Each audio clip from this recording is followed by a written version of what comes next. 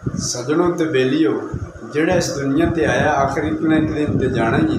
ते मियाँ मोहम्मद बख्श साहब क्या खूब लिखते ने, ए दुनिया एक मुसाफिर खाना, कोई आवे कोई जावे की मजाल, यार मुहम्मद कोई पक्के डेरे लावे। ए दुनिया चार दिहाड़े कर ले शाम मौजा, सदा न दुनिया दौलत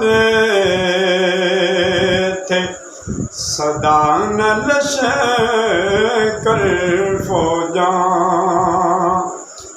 लखां जोड़ संगत दे डिठे, ते आखिर विथान पईयां, जिन्ना बाजों एक पल सी लंघदा, अज शक्लां याद न रहियां।